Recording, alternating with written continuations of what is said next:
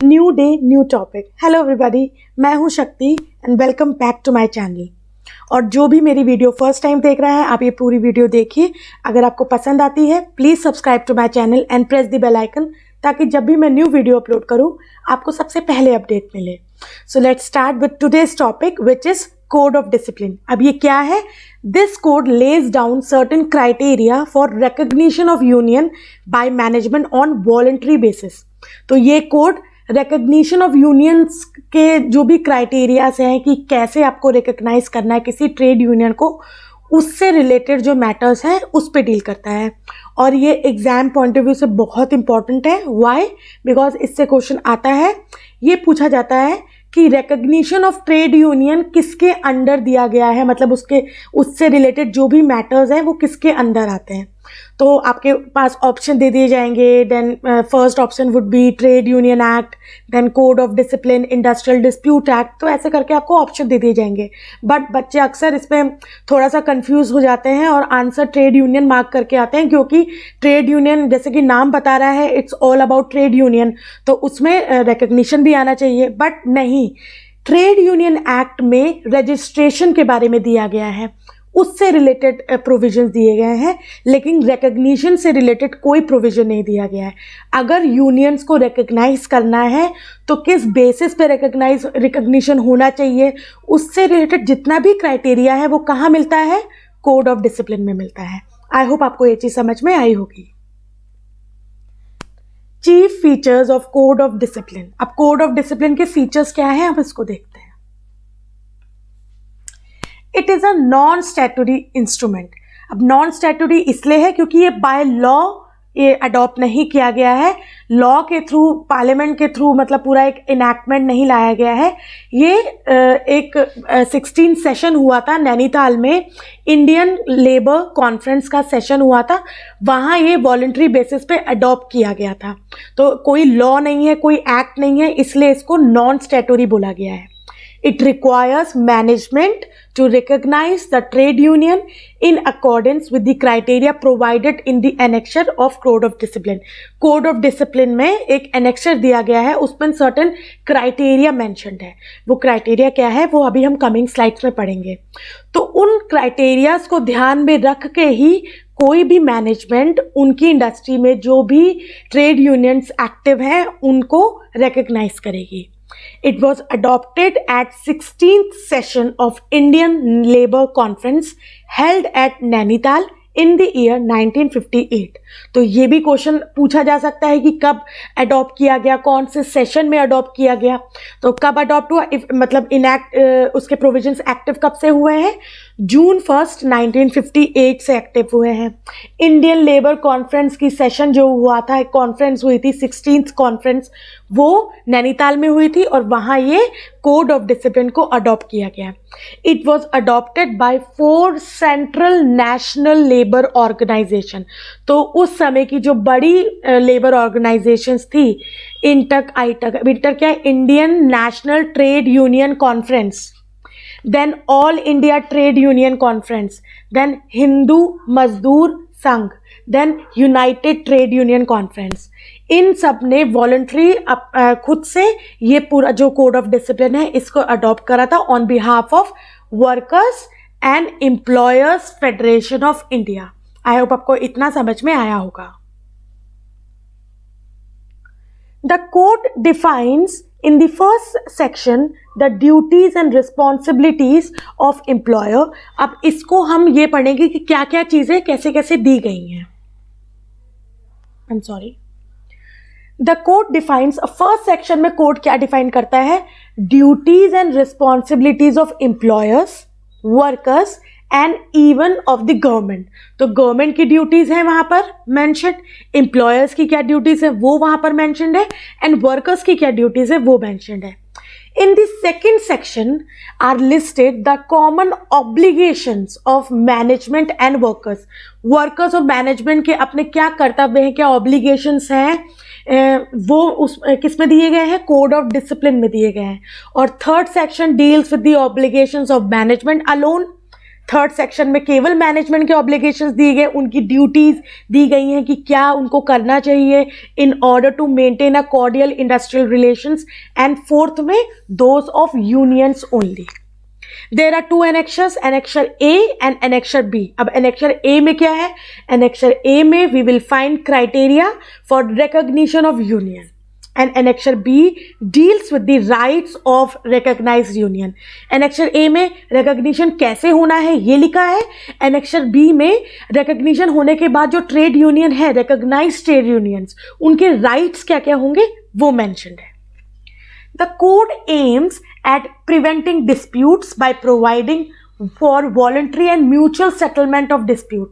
तो code of discipline code है ये कि तो किस चीज के लिए फोकस कर रहा है, उसका ऑब्जेक्टिव क्या है? टू प्रिवेंट डिस्प्यूट, एक voluntary and mutual settlement of dispute होना चाहिए, नेगोशिएशन, कॉन्सिलेशन, वॉलंटरी आर्बिट्रेशन के थ्रू अगर जितना हो सकता है डिस्प्यूट्स अगर अराइज हुए हैं तो इन मेजर्स के थ्रू उसको सॉल्व करने की कोशिश करता है, और यही ऑब्जेक्टिव है कोड ऑफ डिसिप्लिन का।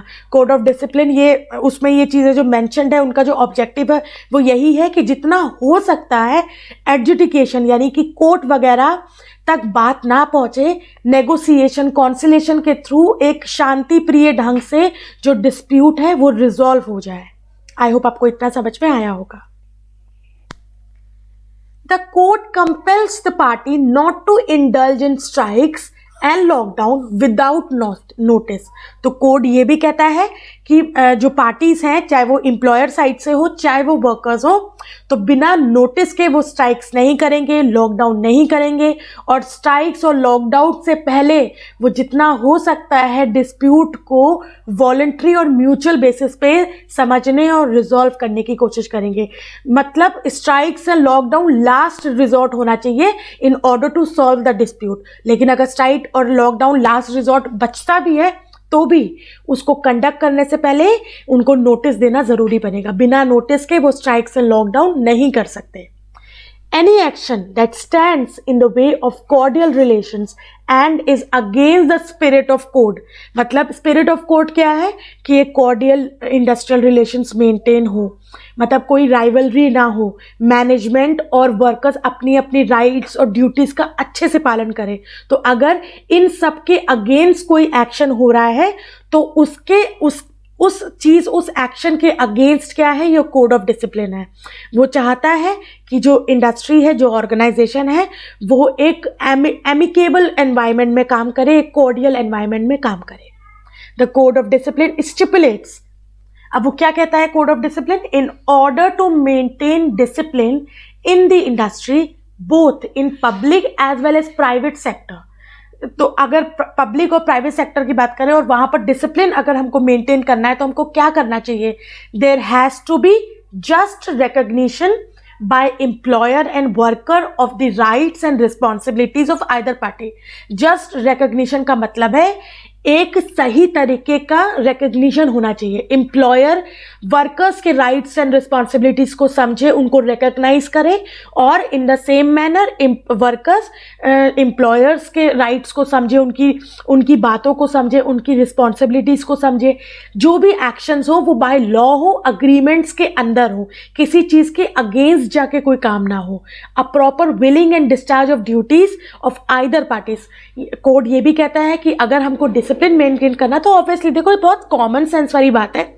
अगर किसी एरिया में डिसिप्लिन चाहिए तो डिसिप्लिन तभी आ सकता है जब सब लोग अपना अपना काम अपने हिसाब से अच्छे से करें, एक लॉ में रहते हुए करें, एक बाउंड्री के अंदर दायरे में रहते हुए करें।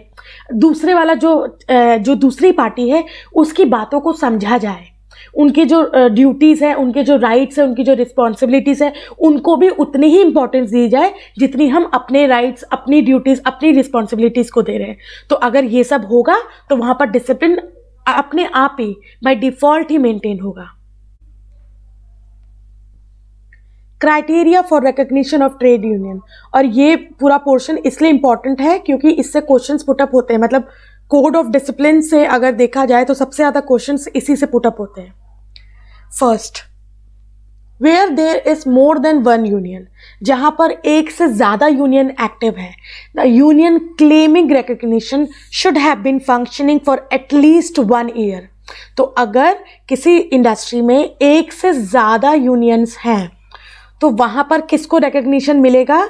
उस यूनियन को, ट्रेड यूनियन को रिकग्निशन मिलेगा जिसको एक्टिव हुए या जिसको काम करते हुए पर्टिकुलर इंडस्ट्री में 1 साल या इससे ज़्यादा हो गया हो।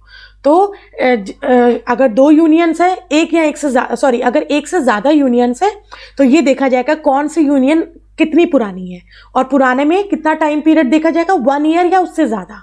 और अगर एक ही यूनियन एक्टिव है तो फिर ये क्राइटेरिया तो अप्लाई होगा नहीं, क्योंकि फिर उसको आप रिकग्निशन दे सकते हो।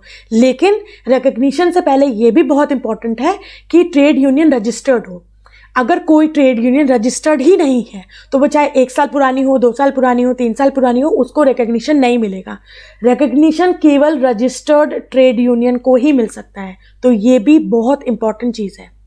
The membership of union should cover at least 15% of the workers in that establishment. और जिसको भी रिकग्निशन मिल रहा है उसमें उस यूनियन का ये देखा जाएगा कि उस यूनियन में जो मेंबर्स हैं वो कितने हैं।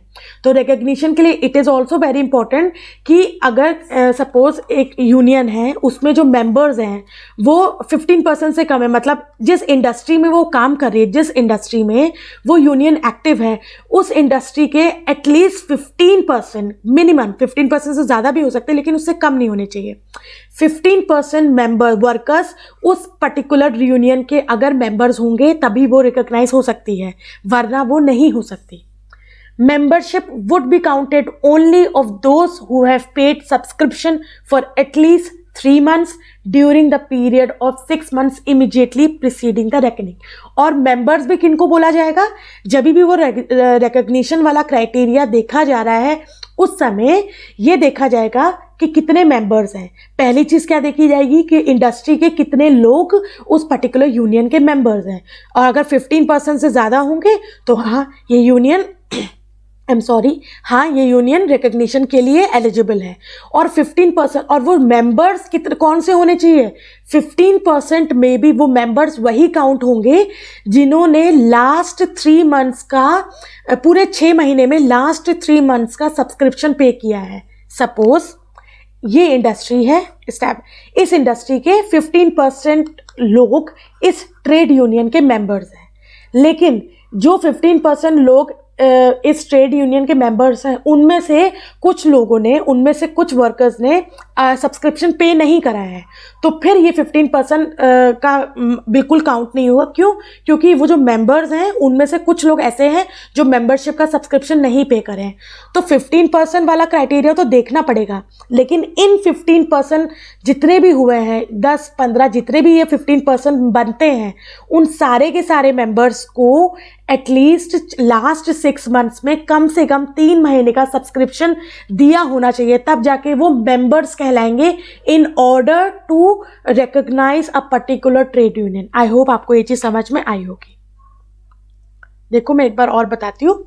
हमने देखा कि एस्टैब्लिशमेंट का 15%, मतलब एक एस्टैब्लिशमेंट में सपोज 100 वर्कर्स हैं तो 15% इस ट्रेड यूनियन के मेंबर्स अगर होंगे तो ये ट्रेड यूनियन रिकॉग्निशन के लिए एलिजिबल हो जाएगी। ठीक है, 15%। अब इस 15% का जो मेंबर्स हैं वो वही मेंबर्स काउंट होंगे जिन्होंने लास्ट 6 मंथ्स में 3 महीने का, कम से कम 3 महीने का सब्सक्रिप्शन पे किया होगा। अगर ऐसा नहीं होता है तो भले ही 15%, 60%, 17% जितने भी मेंबर्स हों उस ट्रेड यूनियन में, तो वो ट्रेड यूनियन तब भी क्या होगी? रिकॉग्नाइज नहीं होगी। 15% फिर देखा जाएगा कि कितने मेंबर्स ने सब्सक्रिप्शन पे करा है। अगर 15% के 15% मेंबर्स सब्सक्रिप्शन पे करते हैं तो रिकॉग्नाइज हो जाएगी। अगर 15% तो हैं लेकिन उनमें से कुछ मेंबर्स सब्सक्रिप्शन पे नहीं कर रहे हैं, लास्ट 3 मंथ्स उन्होंने सब्सक्रिप्शन पे नहीं करा है, तो फिर रिकॉग्नाइज नहीं होगी वो। आई होप आपको ये चीज़ समझ में आई होगी।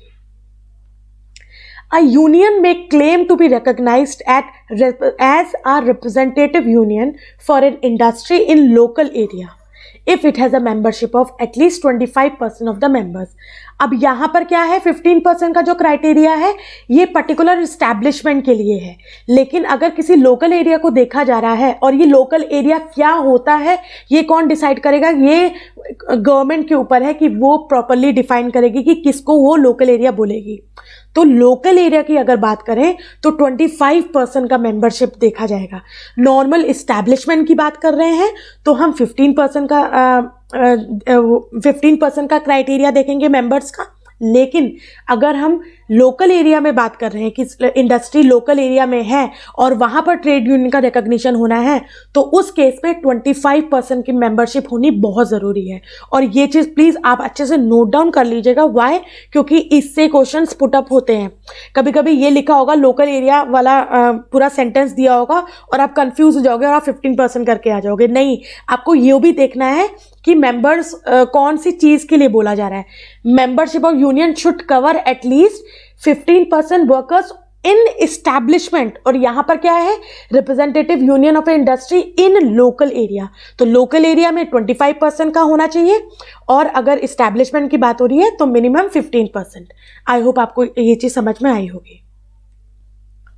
When a union has been recognized, there should be no change in its position for a period of 2 years. अब अगर सब कुछ सही रहा और यूनियन रिकॉग्नाइज हो गई है तो वो रिकॉग्निशन 2 इयर्स तक एज इट इज रहना चाहिए, वहां पर कोई चेंजेस नहीं आएंगे। हाँ, आप 2 इयर्स के बाद जो भी चेंज अगर आपको करना है तो आप कर सकते हो, बट 2 इयर्स तक वो रिकॉग्निशन वैलिड रहेगा। ये क्वेश्चन भी आता है। अब क्वेश्चन जरूरी नहीं है फ्रेंड्स कि आपको सिंगल लाइन वाले क्वेश्चन दे। कभी कभी क्या होता है ना, आपको मल्टीपल चॉइस क्वेश्चन में ऐसा दे देते हैं कि आपको एक क्वेश्चन दे देंगे, फिर आपको पॉइंट्स दे देंगे, आपको ये सारे फीचर्स दे देंगे, फिर बोला जाएगा कि इसमें से कौन सा फीचर नहीं है क्राइटेरिया एक ट्रेड यूनियन को रिकॉग्नाइज करने का। तो तब भी कंफ्यूजन हो सकता है कि कौन सा क्राइटेरिया नहीं है। सपोज आपको दे दिया, ये पूरी लाइन एज इट इज दे दी, ये भी लाइन एज इट इज दे दी, ये भी लाइन एज इट इज दे दी, ये भी लाइन एज इट इज दे दी, लेकिन यहां पर 2 इयर्स की बजाय क्या कर दिया, यहां पर 2 इयर्स की बजाय 1 ईयर कर दिया। I am so sorry.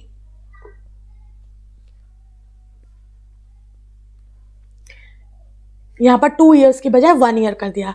तो इसमें बच्चे क्या हो जाते हैं, कंफ्यूज हो जाते हैं, क्योंकि ऊपर से हम लोग पॉइंट्स देखते आ रहे हैं, ये भी सही, ये भी सही, ये भी सही, तो फिर जब बीच में एक आध पॉइंट वो गड़बड़ कर देते हैं ना, तो हम लोग वहीं कंफ्यूज हो जाते हैं। तो कभी कभी ऐसे क्वेश्चंस भी आते हैं, आपको सारे के सारे पॉइंट्स दे देंगे, आपसे पूछेंगे कि इनमें से कौन सा रॉन्ग है। आपको नीचे से फिर मल्टीपल चॉइस होगा कि 1 2 3 सारे क्राइटेरिया हैं, 1 या 2, 1 2 3 4 नन ऑफ दिस, ऐसे कर से आपके क्वेश्चंस पूछे जाते हैं। तो प्लीज आप हर एक पॉइंट को अच्छे से माइंड में बिठा लीजिएगा। एक यूनियन जब रिकॉग्नाइज हो जाएगी तो 2 साल तक उसमें कोई चेंजेस नहीं आएंगे उसकी पोजीशन में। Where there are several unions in an industry or establishment, the one with the largest membership shall be recognized. जहां पर बहुत ज़्यादा several हैं, मतलब 3 4 5 बहुत ज़्यादा यूनियंस एक्टिव है, तो वहाँ पर जिस भी यूनियन में सबसे ज़्यादा मेंबर्स होंगे, पर्टिकुलर इंडस्ट्री के जो रिप्रेजेंटेटिव्स होंगे, इस इंडस्ट्री के सबसे ज़्यादा मेंबर्स एक ही पर्टिकुलर यूनियन में, बाकी में थोड़े थोड़े हैं, तो वो जो लार्जेस्ट मेंबरशिप है जिसके पास, वो रिकग्नाइज हो जाएगी। A representative union for an industry in an area should have the right to represent the workers in all establishment in the industry. तो जो भी recognized trade union होगी उसके पास क्या राइट होगा कि वो उस पर्टिकुलर जो उनके जो वर्कर्स हैं जिसकी वो ट्रेड यूनियन है, उसको इंडस्ट्री में, एस्टैब्लिशमेंट में जो भी नेगोशिएशंस होंगे, कलेक्टिव बार्गेनिंग होगी, ऐसे जितने भी प्रोसेस होंगे उसमें एज अ रिप्रेजेंटेटिव वो जा सकती है। But if a union of worker in a particular establishment has a membership of 50% or more, अगर एक अब एक ट्रेड यूनियन रिकॉग्नाइज्ड है, ठीक है, लेकिन उसके पास जो मेंबर्स हैं वो 40% है, लेट्स से इंडस्ट्री के 40% लोग उस पर्टिकुलर ट्रेड यूनियन के मेंबर्स हैं, तो वहां पर क्योंकि वो रिकॉग्नाइज्ड है तो उसके पास राइट है कि वो अपने वर्कर्स को रिप्रेजेंट कर सकती है इन नेगोशिएशंस एंड ऑल। लेकिन अगर उसके जो मेंबर्स हैं वो 50% या उससे ज़्यादा है, तो उसके बाद एक एडेड आ जाएगा, रिस्पॉन्सिबिलिटी बोल लीजिए या राइट बोल लीजिए। वो एडेड चीज़ क्या है कि फिर वो जो लोकल मैटर्स होते हैं जैसे कि सैलरी, वेजेस, ग्रीवेंसेस से रिलेटेड जितने भी लोकल मैटर्स हैं उस पर भी वो क्या कर सकती है, उस पर भी वो अपना रिप्रेजेंट कर सकती है अपने आप को, वर्कर्स को उन मैटर्स में भी रिप्रेजेंट कर सकती है।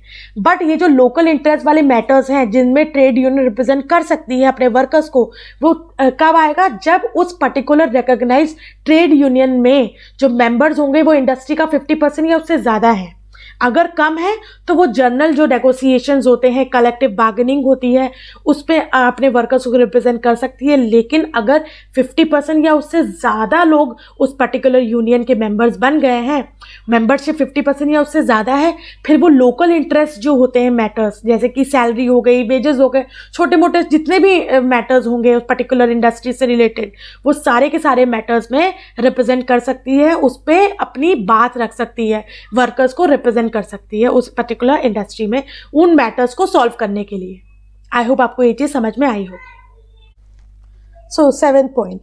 In case of trade union federation which are not affiliated to any four central organization of labor, ऐसी trade union federation जो किसी भी central organization of labor जो हैं उनसे affiliated नहीं है, उनका जो recognition का जो भी matter है वो अलग से deal किया जाएगा।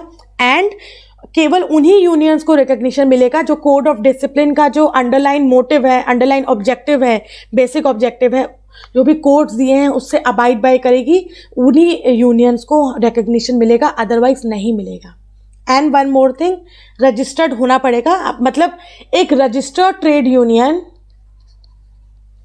जरूरी नहीं है कि रिकग्नाइज ही हो जाए, लेकिन एक रिकग्नाइज ट्रेड यूनियन जो होती है वो रिकग्नाइज तभी हो सकती है जब वो रजिस्टर्ड हो गई हो। तो ये ध्यान रखना, रजिस्टर्ड रिकग्निशन के लिए रजिस्ट्रेशन इंपॉर्टेंट है, लेकिन रजिस्टर्ड होने के बाद जरूरी नहीं है कि वो रिकग्नाइज हो ही जाए। ये चीज बहुत इंपॉर्टेंट है। Now inter union code of conduct. Inter union code of conduct क्या है? Inter union code of conduct एक ऐसा कोड है जो दो यूनियंस हैं उनके बीच की जो राइवलरीज होती हैं उनको सॉर्ट आउट करने के लिए काम करता है। ये जो कोड ऑफ कंडक्ट है इसका अंडरलाइन ऑब्जेक्टिव ये है कि लेबर और मैनेजमेंट के रिलेशंस कॉर्डियल बने रहे हैं। दो यूनियंस जो एक्टिव हैं एक पर्टिकुलर इंडस्ट्री एस्टेब्लिशमेंट में, उनके बीच में ज़्यादा राइवलरी ना रहे, उनके बीच में भी कॉर्डियल रिलेशनशिप रहे। क्योंकि अगर यूनियंस के बीच में राइवलरी रहेगी, कॉर्डियल रिलेशनशिप्स नहीं रहेंगी, तो पूरी इंडस्ट्री में ऑब्वियसली जो कॉर्डियल रिलेशंस हैं, इंडस्ट्रियल रिलेशन, वो मेंटेन नहीं रहेंगे, डिस्ट्रप्शन होगा। In order to maintain a proper industrial relations, cordial industrial relations, it is very important कि वहाँ पर जो unions काम कर रही हैं उनके बीच में एक cordial relationship हो, amicable environment हो। अगर वो नहीं होगा तो एक cordial industrial relations भी maintain नहीं होंगे। This is why inter union code of conduct को adopt किया गया था। voluntarily adoption था, ये कोई statutory चीज़ नहीं है। ये जैसे कि code of discipline non statutory है, ये भी non statutory है। ये 16 सेशन 1958 में जो ILC कॉन्फ्रेंस हुआ था नैनीताल में वहीं अडॉप्ट किया गया था on 21st of May 1958। After a great deal of persuasion by Shri Gulzarilal Nanda, the inter union code of conduct was voluntary adopted on 21st of May 1958। The purpose of the code is to reduce inter-union rivalry, to achieve trade union amity and to remove the ills which had developed in the labor management relations and in labor movement। तो inter union rivalry को reduce करने के लिए, cordial relationship maintain करने के लिए among labour and management ये adopt किया गया था। The code says every employee in an industry or unit shall have the freedom and right to join a union of the choice। कोई भी employ के पास ये एक राइट होना चाहिए, एक फ्रीडम होना चाहिए कि वो अपनी मर्जी से अपनी पसंद की यूनियन ज्वाइन कर सके। उसको एक पर्टिकुलर यूनियन को ज्वाइन करने के लिए दबाव ना, उसके ऊपर दबाव नहीं बनाना चाहिए। कोअर्शन मतलब दबाव बनाना, उसको फोर्स नहीं करना चाहिए कि उसको एक पर्टिकुलर यूनियन ही का पार्ट बनना है, उसी की मेंबरशिप लेनी है, उसी को ज्वाइन करना है। There shall be no dual membership of the union. मतलब डुअल मेंबरशिप का मतलब है कि एक से एक वर्कर एट अ टाइम एक ही यूनियन का पार्ट हो सकता है। ये नहीं कि एक वर्कर है वो इस भी यूनियन का पार्ट है, दूसरी यूनियन का भी पार्ट है, तो ऐसी डुअल मेंबरशिप नहीं होनी चाहिए। There shall be regular and domestic elections of executive bodies and office bearers. जो भी ऑफिस बेयरर्स होते हैं और जो भी एग्जीक्यूटिव बॉडीज होती हैं, यूनियन है तो president, secretary, general secretary, chairman, ये सब होते हैं, तो उन सबके proper domestic elections regular basis पे होने चाहिए, लॉ के अंदर रहते हुए होने चाहिए।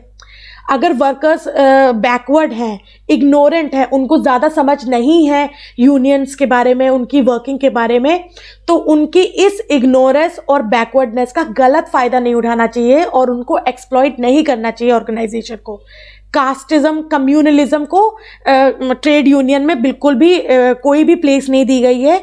इसको पीछे रख के, ये सब चीज़ों को पीछे रख के ट्रेड यूनियन को अपने जो भी एक्शंस हैं उनको करना चाहिए। जो भी उनके जो भी मैटर्स हैं, मेजर्स हैं, जो भी वो लेना चाहती है वो ले सकती है। हाँ, कास्टिज्म और कम्युनलिज्म से दूर रहना चाहिए, क्योंकि कास्टिज्म वगैरह, कम्युनलिज्म अगर में इंडल्ज होंगे तो ऑब्वियसली फिर वो कास्ट को देखेंगे कि ये मेरी कास्ट का है तो इसी वर्कर के लिए हम बात करेंगे, इन वर्कर्स के लिए बात नहीं करेंगे। इस टाइप की बातें नहीं होनी चाहिए। ट्रेड यूनियन किस लिए बनती है? ताकि वो वर्कर्स को रिप्रेजेंट कर सके, उनके मैटर्स को मैनेजमेंट तक पहुंचा सके।